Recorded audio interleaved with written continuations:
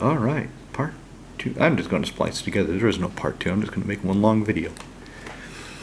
If you don't like that though, if you don't like one long video, if you prefer 2 parts, let me know. I'll do that. I asked before, nobody said anything, so I'm just doing this again. But I really want to know. Alright, I just ate Grey Merchant, so Grim Harrispex. I got her because I liked the art. I thought it was pretty cool. She's been sitting in a binder for years. Should work here. Whenever another non-token, and I need to remember that. I need to remember non-token because I know I'll forget and I'll try to draw off a token creature dying. Not that there's a whole lot of token creatures in here, but I know I'll try it if I don't pay attention. Draw a card. But it's only I control. And it's a 3/2. This guy, so it's the same thing, except he costs more, he's bigger, he's got Death Touch. And whenever any non-token creature controls dies, I can draw a card. Any. Grim Harrispex is only the ones I control. Hill's Caretaker. I used to have her in Karavek. It. I used to have this in Karavek. And it never quite worked. It just... the times I got into play, it got killed pretty quickly, or it didn't seem to matter. And I was so frustrated because I love the card, I love the quote, I like the look of it, I like that I have a signed one and I want to play it. And it didn't work. And I was annoyed because I wanted it to work. Well, I think in Horobi it'll work. If not, I'll just put it back in the art binder and keep it because I like looking at it. Hunter Vibe Lights. 3 black. Comes to play, put a +1/+1 counter on target creature you control. Killing it. 2 black, tap, destroy target creature with a counter on it. Killing it.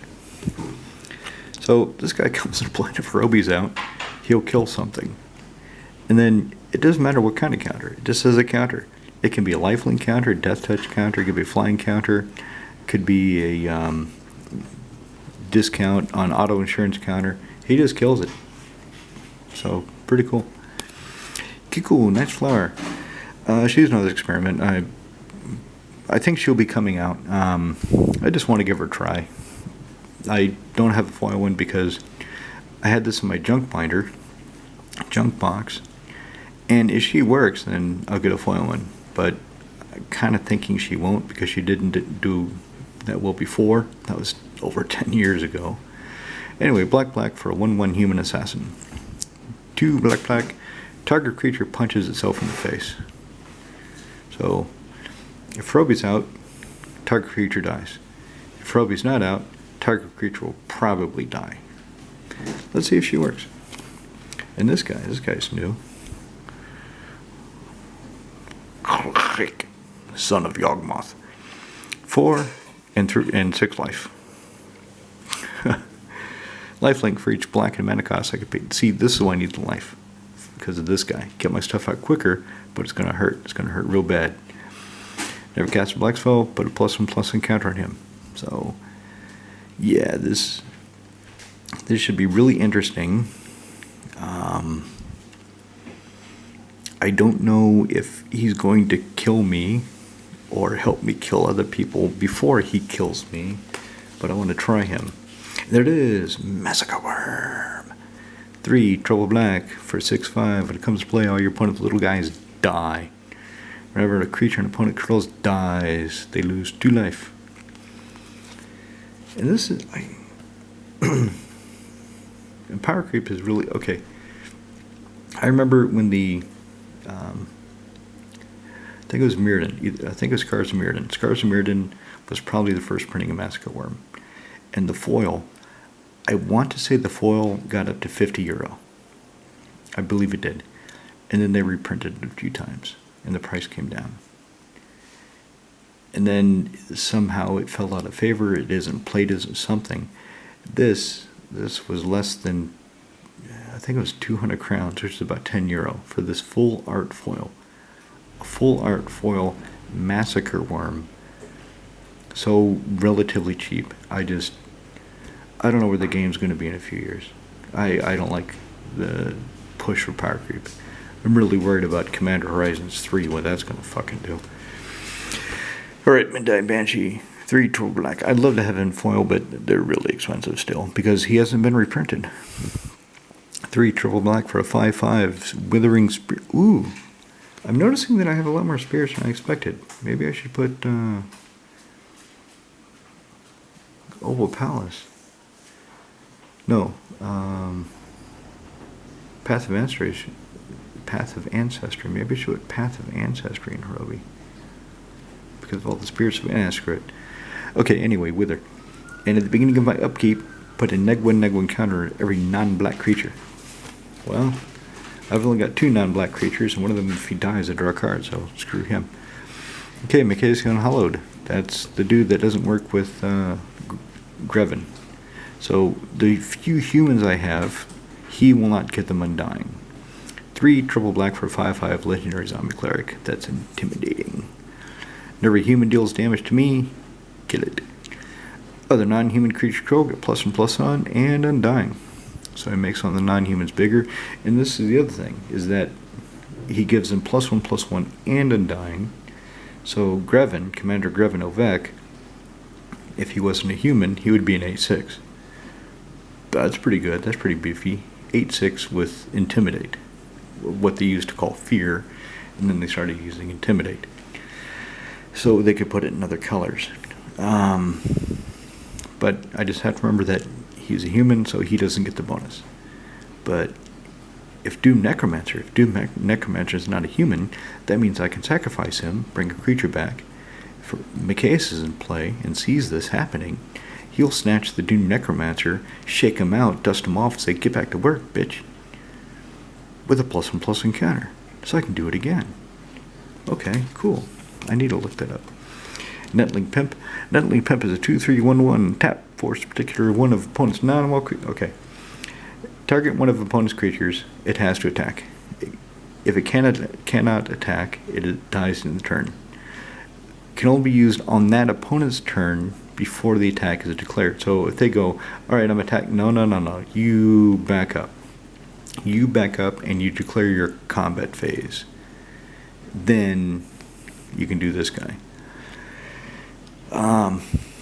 So that's why 1,000-Year Elixir. 1,000-Year Elixir means if this 1,000-Year Elixir is in play, I can play this guy, I can pass the turn, and immediately I can force one of their creatures to attack.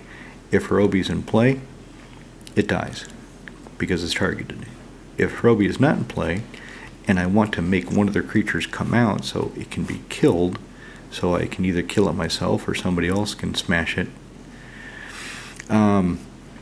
the dude has a choice. Either he sends the creature out with the attack, or it dies at the end of the turn anyway. So you might as well take your chances by sending it out. Maybe nobody will block it. Maybe they will. Nighthawk Scavenger. This should probably be in Edgar Markov, but Edgar Markov is so tight for vampires. I really don't have anything that I want to take out for him. I don't know. If you want to look at the Edgar list and tell me what you think I should take out to put this in there, feel free. Let me know. Always happy to hear that sort of suggestion. Otherwise, it's in here. So Flying, Death Touch, Lifelink. And remember, I need the incremental lifelink. Life gain. I need the life gain. There's not a whole lot in here just because of the creatures I picked. The creatures that I had access to, wanted, or already owned. Try to use as many things as I owned as possible to keep the deck cheaper to build. But his power scales according to the number of card types among cards in my opponent's graveyards. So he could potentially be an 8/3 because there's 8 card types. Realistically, he's probably going to be a 5/3 Flying, Death Touch, Lifelinker. Well, maybe I do need to shove one in Edgar. Oh, crap. Okay, anyway. He'll stay with Horobi for now. Night Howler. I just had one of these. I've seen Roman use it in his black-blue horror deck. And it gets big. It gets big fast. Oh my god, does it get big fast. So this is cool. And I had this flat copy just sitting around, and I thought, well, let's see if it works for me. So if Horobi's not in play, I can bestow it on one of my creatures and make it really big and nasty. One of my creatures with lifelink, most likely. Otherwise, he's just big nasty by himself. Okay, Noxious Gear Hulk. Another 5/4. Wow. Seeing a bit of a pattern in some of these guys. So anyway, he's menacing. What is it? Oh yeah, menace can only be blocked by 2 creatures. So he has to be blocked by 2 creatures. When he comes to play, may destroy another creature. So here's the interesting thing. If Horobi is in play, and I target another creature with him, I do not gain the life because the creature dies because of Horobi's effect. Just being targeted kills the creature that way. So Horobi's ability takes effect, and then his ability takes effect and fizzles, so I don't gain the life. I don't think I can stack them because I am not really responding. And I don't think I have time or the ability to put Gear Hulk's effect on the stack first.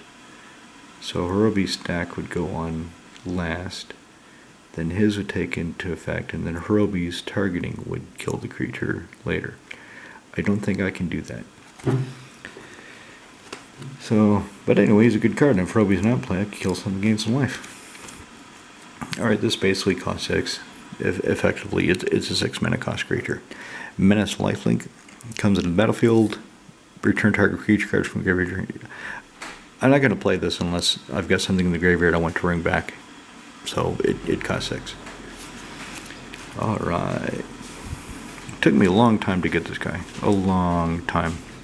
Because I didn't need him so badly that I just got him along with some other cards. I didn't really need him for a deck. I just wanted one. Wanted a foil one. And then was trading with somebody about 1.5 years ago, and they had one. I said, I want it. Oh yeah, I want it. So I got it. Then I get it home, and I was really happy I had a foil Phyrexian Obliterator, until I realized it doesn't work in any of my decks. So I shoved it in Kervek, and it sat there for a little while. Then realized it wasn't really working. So I pulled it out and put a cool in there. And then he just had my binder until I bet Horobi, and now he's back. Rakshasa Debaser. Another similar thing.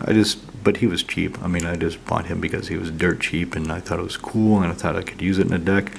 And I realized, no, he cost too much for the deck, and he just had my binder. So now he's in Horobi. So under he attacks, put target creature card from defending his player's graveyard into play under my control on attack. So it doesn't matter what happens after the attack, I'm getting a creature, even if he dies, which I think is pretty cool. He's got that Encore, which means I guess make a token of him or some shit. I don't know what it is. I got the pretty full art version without the text that I need because I never have used that ability in any of my other cards. So I really don't quite know what it does, but I'll need to know if I intend to use it because it is my card. And everybody should know what their cards do. Royal Assassin.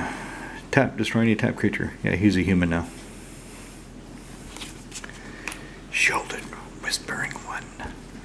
Alright, took out a Muldrotha, and I gave Muldrotha Liliana Dust Majesty in return because Muldrotha didn't really need this effect.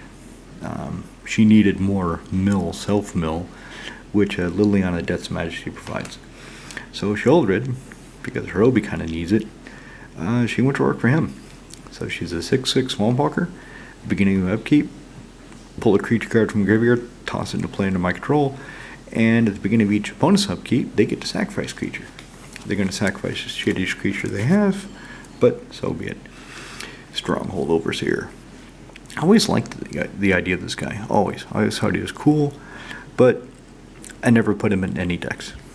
I put him in a deck once years and years ago, and I have no recollection of whether he worked or not at all. I don't remember at all. But I'm going to put him in here because he's got 3 black pips. Nyx Lotus, Nykthos Shrine of Nyx. Yeah, he's helping both of those out. Gray Merchant of Asphodel. Yeah, this guy's his buddy. So he's essentially a 5/5 unblockable. He's got flying, but who cares? He's unblockable, and he can't block. That's probably why he's so cheap. It's because he can't block. He's essentially a 5/5. He's like a lava axe. He's a permanent lava axe that you throw at your opponent every turn. That's what he is. He's a black fucking lava axe that you can beef up. Oh man. Anyway, I like him. He's gonna do some good work for Horobi. Okay, Thief of Blood. This is in here because of Mikaeus. So if I get to a point where a lot of my stuff has come back because of Undying, I want Thief of Blood to come down, rip all those +1/+1 encounters off my dudes, so they can have another Undying trigger. But it removes it from all permanents, including Liliana. I only have 1 Planeswalker in here. I only have 1 thing in here that I really, really care. Well, 2 things that I care about the counters. 1 thing I really, really care, which is Liliana. The other one is just kind of nice. I'm not worried about it if he loses it once in a while. So, but it also kills all my opponent's Planeswalkers. All permanents. So, this is my Planeswalker killer. I don't have Vampire Hexmage in here. I don't think I do anyway. Probably not. Timur Chosen from Death. I just want to try him out. I want to see if it works. I mean, he can get really tough because his toughness equal to devotion to black. Also, I don't have Withered Wretch in here. I've got a Withered Wretch in my art binder, but I want to use him for that effect. So Withered Wretch is 1, exile 1 card from a graveyard. He says 2, exile up to 2 target cards from graveyards, and I gain life. So that's why I'm going with him instead of Withered Wretch. Otherwise, they both cost the same black, except he can be a lot tougher. Vadmir New Blood. So this is the only guy I really care about the counters being on. Never commit a crime, and Horobi commits a lot of crimes. Targeting and killing and all this happy shit. Yeah, he commits a lot of crimes. He gets counters. Only once per turn. But that means if I can commit crimes in other people's turns, so in a 4-man game, if I'm playing against 3 of the guys, and I have enough effects, then I can do a crime in each of their turns, and when it comes back to my turn, if Vadmir's in play, he'll be a 6/6 menacing lifelinker. If I commit a crime on Cube's turn, Roman's turn, on the Genie's turn, and I've committed a crime on my turn, yeah, 6/6 menace lifelinker. Bang. Okay, and then I've got Willis, Broker of Good Times.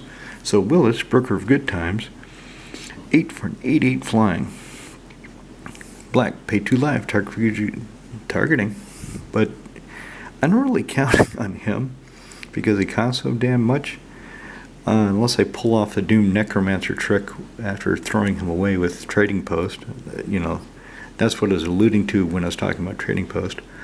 So anyway, target creature, Horobi kills it, or he'll kill it, one of the 2. Whenever you lose life, draw that many cards. So him and click. They work together pretty good, don't you think? I pay life instead of black, and I draw cards.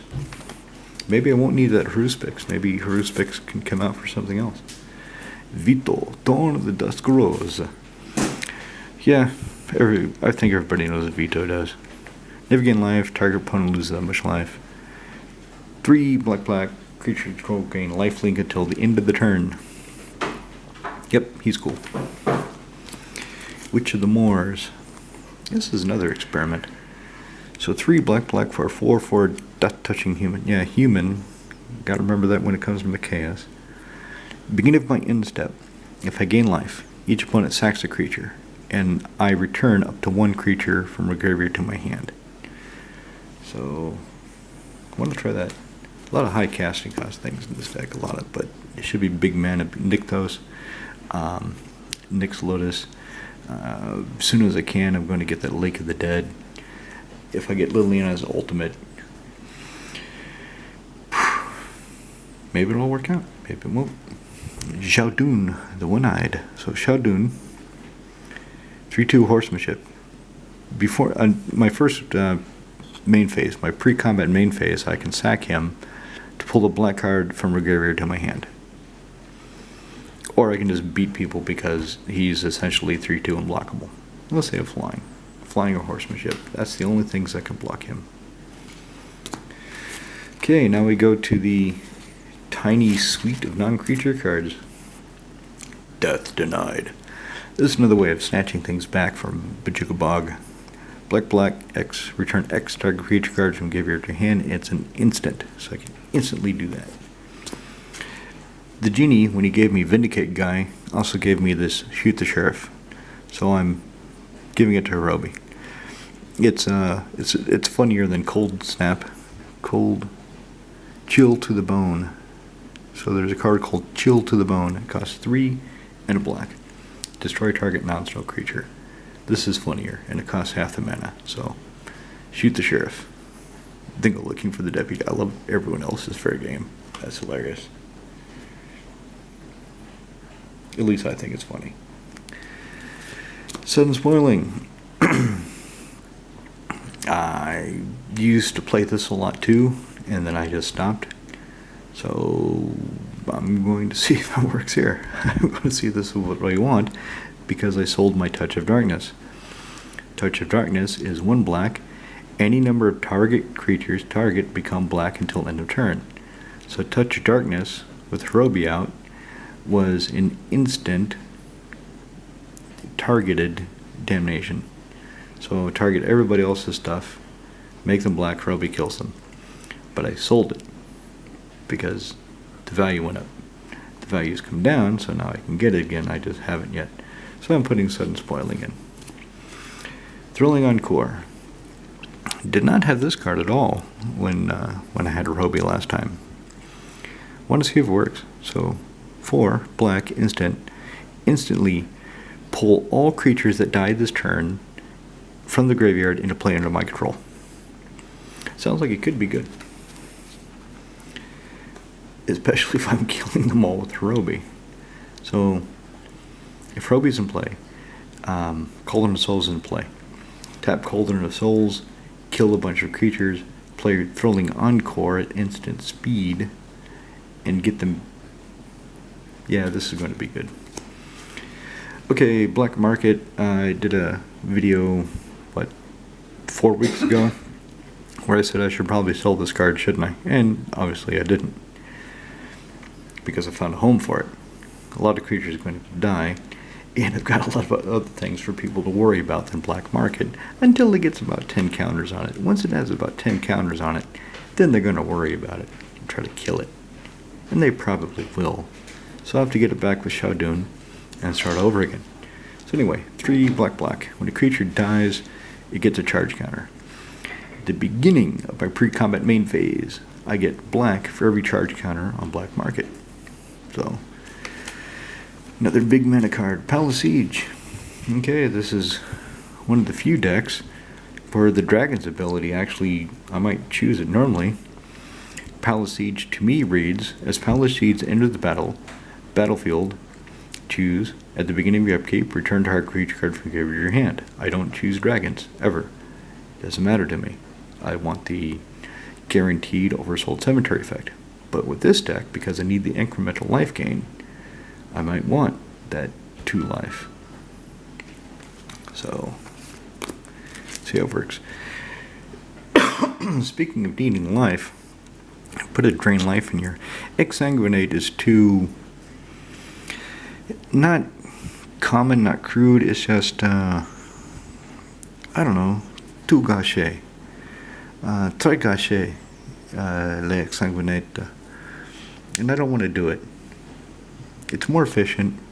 It'd be better. I probably should do it, but I just don't want to, because as much as I'm building up all these things for Horobi, it is a prog deck. I'm building it for the prog environment, the slower, casual, battle cruiser kind of magic that we play in prog. In Ostruzhna, a lot of these cards would not work unless I put in a shitload more ramp I would need a lot more targeting to kill creatures, and I would definitely put Exsanguinate, and I would have a demonic tutor to go find it. That's the difference between Prague and Ostruzhna. I wouldn't be shy about it. Yeah, you with the islands. How many islands do you have untapped? None. Okay, I'm gonna go find my Exsanguinate, and I'm gonna hurt all of you real bad. So no, I'm just using Drain Life. Keep in mind the Drain Life, you cannot take more than the toughness of the creature or the life total the player it damages. So if you want to get a bunch of life, and the biggest creature in play is at 5, that's all you can get. You can't gain more. Even if you put more black into it, you can't gain more than the life of the player or toughness of the creature. Ritual Suit. So the idea is Horobi, I should get him out reliably enough to take out most of the big threats. The problem is, without Touch of Darkness and only Cauldron of Souls to be able to hit a lot of creatures at once, I'm going to have a problem with small creatures as somebody like the Genie if he built up a token army.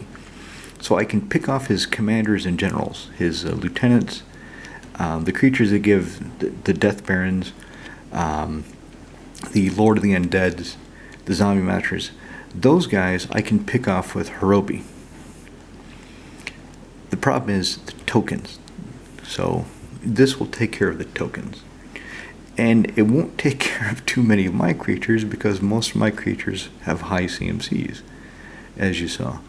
It'll hit a few, but I could probably get them back. So I'm going to try Ritual of Suit, and then if all else fails, I'll just pay life and do a Toxic Deluge, because that does the job.